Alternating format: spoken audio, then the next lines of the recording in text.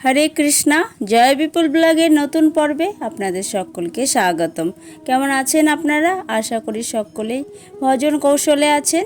আজকের আলোচনার বিষয় হলো আমলকি একাদশী কবে পালন করতে হবে। এই একাদশী ব্রত কবে পালন করতে হবে? ভারত সহ বাংলাদেশে 20 মার্চ 2024 খ্রিস্টাব্দ বুধবার আমলকি একাদশী ব্রত পালন করতে হবে। আমলকির গুরুত্ব কি? এই একাদশীর দিন আমলকি নিয়ে আমরা কি করব? ভগবানকে নিবেদন করব নাকি নিজেরাই খাবো? এই একাদশী পালনের বিশেষ তাৎপর্য কি? আমলকি একাদশীর মাহাত্ম্য কথা এবং এই একাদশীর পালনের সময়সীমা কি? আজকে সকল বিষয়ের প্রশ্ন নিয়ে আলোচনা করব এই ভিডিওটির মাধ্যমে। আপনারা মন দিয়ে শ্রবণ করুন, তাহলে এই একাদশীর গুরুত্ব বুঝতে পারবেন। একাদশী ব্রত কিভাবে পালন করবেন, কি করবেন সেদিন, কি করবেন না, এ বিষয়ে কিন্তু আমরা আগের একাদশী ব্রত মাহাত্ম্যে সে বিষয়ে আলোচনা করেছি। তবুও আর একবার সংক্ষিপ্তে আপনাদের জানিয়ে দিই। একাদশীর দিন, একাদশীর আগের দিন এবং একাদশীর পরের দিন আমিষ আহার বর্জন করবেন। কোনো প্রকার নেশা ধূমপান করা যাবে না। দ্রুতক্রিয়া জুয়া খেলা বর্জন করবেন এবং একাদশীর আগের দিন ভগবানের চরণে তুলসী পত্র অর্পণ করে সংকল্প মন্ত্র করে ভগবানের কাছে প্রার্থনা নিবেদন করবেন। একাদশী ব্রত পালন করলে অবশ্যই আগের দিন সংকল্প করতে হয়, ভগবানের কাছে প্রার্থনা নিবেদন করবেন একাদশীর সংকল্প মন্ত্রটি উচ্চারণ করে। এবং একাদশীর সংকল্প মন্ত্রটি যদি উচ্চারণ করতে অসুবিধা হয় তাহলে ভগবানের কাছে প্রার্থনা নিবেদন করলেই হয়, হে ভগবান, আগামীকাল আমি আমলকি একাদশী ব্রত পালন করতে ইচ্ছুক, আপনি আমাকে কৃপা করুন। এইভাবে আপনি ভগবানের কাছে প্রার্থনা করবেন। একাদশীর আগের দিন প্রসাদ গ্রহণ করবেন এবং আমিষ আহার বর্জন করবেন।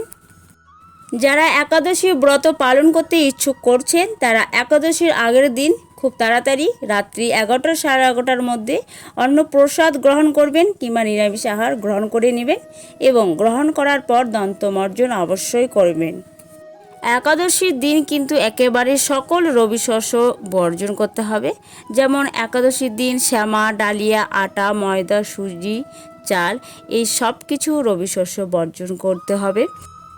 যারা নির্জলা একাদশী ব্রত পালন করতে চান সেটা সর্বোত্তম। যদি না পারেন তাহলে আপনারা দুধ, ফলমূল, সবজি নিয়ে প্রত্যেকটি একাদশী ব্রত কিন্তু আপনারা খুব নিষ্ঠাভাবে পালন করতে পারেন।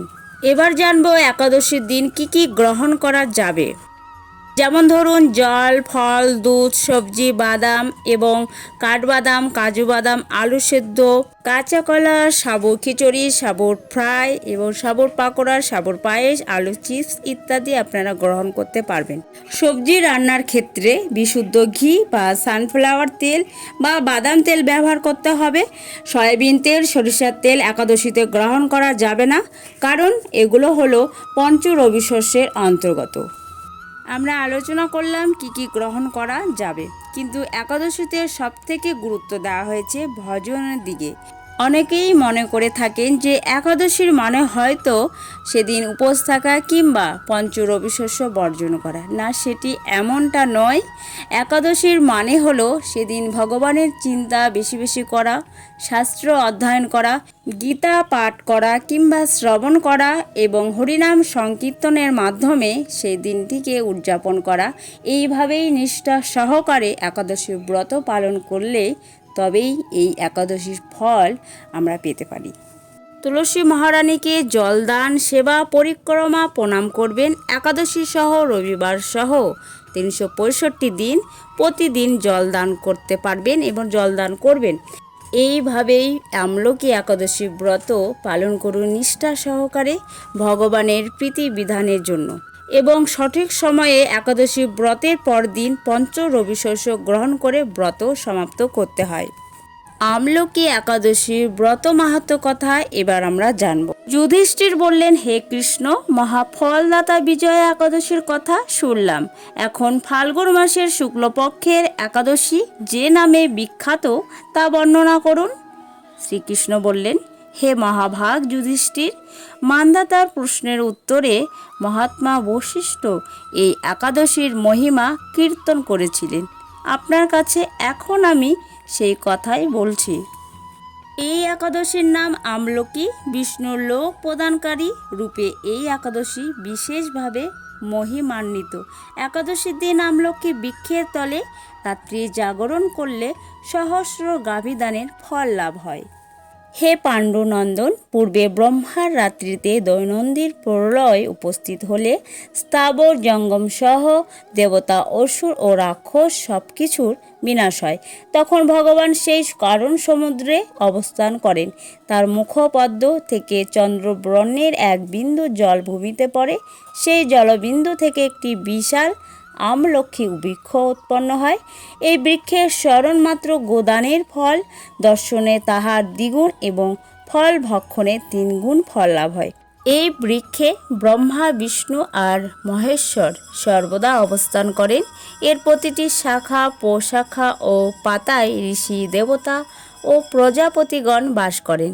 এই বৃক্ষকে সমস্ত বৃক্ষের আদি বলা হয় এবং তা পরম বৈষ্ণব রূপে বিখ্যাত। অতএব এই শ্রেষ্ঠ ব্রত সকলেরই পালনীয়। এখন এই ব্রতের একটি অদ্ভুত ইতিহাস আপনার কাছে বর্ণনা করছি। প্রাচীনকালে বৈদিশ নামে এক প্রসিদ্ধ নগর ছিল। এই নগরে চৈত্ররথ নামে এক রাজা রাজত্ব করতেন। চন্দ্রবংশীয় পাশাবিন্দু রাজার পুত্ররূপে তিনি জন্মগ্রহণ করেন। তিনি অত্যন্ত শক্তিমান ও ঐশ্বর্যশালী ছিলেন। শাস্ত্র জ্ঞানেও তিনি ছিলেন সুনিপুণ। তার রাজ্যের সর্বত্রই মনোরম আনন্দপূর্ণ এক দিব্য পরিবেশ লক্ষ্য করা যেত। প্রজারা ছিলেন বিষ্ণু ভক্তিপরায়ণ, সকলেরই একাদশী ব্রত পালন করতেন। তার রাজ্যে কোনো অভাব অমঙ্গল ছিল না। এইভাবে প্রজাদের নিয়ে রাজা চৈত্ররথ সুখে দিন যাপন করতে থাকেন। এক সময় ফাল্গুনী শুক্লপক্ষের দ্বাদশী যুক্তা আমলকি একাদশী তিথি সমাগত হয়। রাজ্যের সকলে এই ব্রত পালনের সংকল্প করলেন। ওই দিন প্রাতকালে স্নানের পর প্রজাদের নিয়ে রাজা ভগবান শ্রী বিষ্ণুর মন্দিরে যান। সেখানে সুবাসিত জল, পূর্ণ কলস, ছত্রবস্ত্র, পাদুকা, পঞ্চরত্ন ইত্যাদি দিয়ে সাজিয়ে স্থাপন করেন। তারপর ধূপ দ্বীপ দিয়ে যত্ন সহকারে মুনি ঋষিদের দ্বারা শ্রী পরশুরাম মূর্তি সমন্বিত আমলকির পূজা করেন। হে পরশুরাম, হে রেণুকা সুবর্ধক, হে ধাত্রী, হে পাপ বিনাশিনী আমলকি, তোমাকে প্রণাম। আমার অঘ্রজল গ্রহণ করো। এই দিনে যথাবিধি পূজা, স্তবশ্রুতি, নৃত্য গীত করে রাজা ভক্তিভরে সেই বিষ্ণু মন্দিরে রাত্রি জাগরণ করতে লাগলেন। এমন সময় দৈবযুগে একটি ব্যাধ সেখানে উপস্থিত হয়। পূজার সামগ্রী সহ বহু ব্যক্তিকে একত্রে রাত্রিতে জাগরণ করতে দেখে সে কৌতূহলাক্রান্ত হলো। সে ভাবল, এসব কি ব্যাপার? বিষ্ণু মন্দিরে প্রবেশ করে সে বসে পড়ল। কলসের উপর স্থাপিত বিষ্ণু মূর্তি দর্শন করল। ভগবান বিষ্ণু এবং একাদশীর মাহাত্ম্য সে মনোযোগ দিয়ে শুনল। সারাদিন ওই ব্যাধ কিছুই আহার করেননি। এইভাবে ক্ষুধায় কাতর হয়ে সেখানে সে রাত্রি জাগরণ করল। পরদিন প্রজাসহ রাজা নগরের দিকে যাত্রা করলেন। সেই ব্যাধও তার গৃহে ফিরে গেল। এরপর এক সময় ব্যাধের মৃত্যু হলো। একাদশীতে রাত্রি জাগরণ ব্রত প্রভাবে সেই ব্যাধ পরবর্তী জন্মে এক রাজ্যের অধীশ্বর রূপে নিযুক্ত হলো। জয়ন্তী নামে এক নগরী ছিল। সেখানে বিধুরথ নামে এক রাজা বাস করতেন। ওই ব্যাধ বিধুরথ রাজার মহাবলী পুত্র রূপে জন্মগ্রহণ করেন। তার নাম হয় বসুরথ। 1,00,000 গ্রামের অধিপত্য তিনি লাভ করলেন। তিনি ছিলেন সূর্যের মতো তেজস্বী, চন্দ্রের মতো ক্রান্তিমান ও পৃথিবীর মতো ক্ষমাশীল। বিভিন্ন সদ্গুণে ভূষিত বসুরথ পরম বিষ্ণু ভক্তিপরায়ণ হন। এই মহাদাতা রাজা একবার শিকার করতে গিয়ে পথ ভুলে যান। গভীর জঙ্গলের মধ্যে ক্ষুধায় পীড়িত হয়ে তিনি ক্লান্তিবশত শুয়ে পড়ে। এমন সময় কতকগুলো পর্বত নিবাসী নেচ্ছ রাজার কাছে এসে নানাভাবে উৎপীড়ন করতে থাকে। রাজাকে তাদের শত্রু মনে করে তারা তাকে হত্যা করতে চেষ্টা করে। পূর্বে এই রাজা আমাদের পিতামাতা, পুত্র পৌত্রকে সবাইকে মেরে ফেলেছে, আমাদের গৃহ ছাড়া করেছে। এই রকম বলতে বলতে নেচ্ছরা রাজাকে হত্যা করতে উদ্যত হয়। তারা বিভিন্ন অস্ত্র শস্ত্রে তাকে আঘাত করতে থাকে, কিন্তু আশ্চর্যের বিষয় তাদের সকল প্রচেষ্টা ব্যর্থ হয়। রাজার কোনো ক্ষতি তারা সাধন করতে পারেননি। তখন রাজার শরীর থেকে নানা অলঙ্কারে বিভূষিতা এক পরমা সুন্দরীর স্ত্রী মূর্তি আবির্ভূত হন।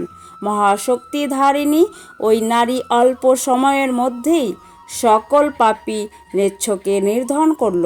রাজার নিদ্রা ভঙ্গ হলো। এই ভয়ানক হত্যাকাণ্ড দেখে রাজা অত্যন্ত বিস্মিত হলেন। তিনি বলতে লাগলেন, আহা, আমার শত্রুদের হত্যা করে কে আমার প্রাণ রক্ষা করলো? এমন কৃপালু কে আছে? আমি তার প্রতি আমার কৃতজ্ঞতা প্রকাশ করছি। এমন সময় দৈববাণী হলো, ভগবান কেশব ব্যতীত শরণাগতকে রক্ষা করবার আর কে আছে? তিনি শরণাগত পালক। দৈববাণী শুনে তিনি ভক্তিযুক্ত চিত্তে গৃহে ফিরে এলেন। তারপর প্রজাসহ মহাসুখে ইন্দ্রের মতো নিষ্কণ্ঠক রাজ্যে ভোগ করতে লাগলেন। বশিষ্ঠ বললেন, হে রাজন, যে মানুষ এই পরম উত্তম আমলকি একাদশী ব্রত পালন করেন তিনি নিঃসন্দেহে বিষ্ণুলোক প্রাপ্ত হন। এবার প্রদান করব আমলকি একাদশীর পরের দিনের পালনের সময়সূচি। বাংলাদেশের পালনের সময়সূচি সকাল 9:30 থেকে 9:58 পর্যন্ত। পশ্চিমবঙ্গের পালনের সময়সূচি সকাল 9টা থেকে 9:42 AM। মুম্বাই মহারাষ্ট্রের পালনের সময়সূচি সকাল 9টা থেকে 10:44 AM। এই ছিল আজকের আমলকি ব্রত একাদশীর ব্রত মাহাত্ম্য কথা এবং পালনের সঠিক সময়সূচি। এই আমলকি একাদশীর আমলকির গুরুত্ব অনেক। আমলকি ফল আগের দিন সংগ্রহ করে রাখবেন। এই আমলকি একাদশীতে বিশেষভাবে ভগবানকে আমলকি ফল নিবেদন করে প্রসাদ পেতে পারেন। কিন্তু যদি কোনো না কোনো কারণে আমলকি ফল সংগ্রহ করতে পারছেন না, সেক্ষেত্রে কোনো সমস্যা নেই। যাদের পক্ষে সম্ভব তারা সেটি ভগবানকে নিবেদন করে গ্রহণ করতে পারেন। আমলকি ফল গ্রহণ না করলেও একাদশী ব্রত পালন করতে পারবেন।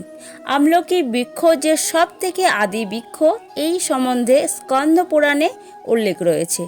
আমলকি একাদশীর মাহাত্ম্য প্রসঙ্গেও উল্লেখ রয়েছে। স্বয়ং ভগবান এটি বর্ণনা করেছেন। প্রথমে যে বৃক্ষটি ভগবান সৃষ্টি করেন সেটি আমলকি বৃক্ষ। আপনারা আমলকি একাদশী ব্রত পালন করুন এবং বন্ধুবান্ধব, আত্মীয় স্বজন, পরিবার সকলকে একাদশীর ব্রত পালনে উৎসাহিত করুন, যাতে সকলেই প্রতিটি একাদশী ব্রত পালন করে ভগবানকে সন্তুষ্ট করে ভাগবত ধামে ফিরে যেতে পারেন। সকলেই ভালো থাকুন, সুস্থ থাকুন। ধন্যবাদ। হরে কৃষ্ণা, হরি বল।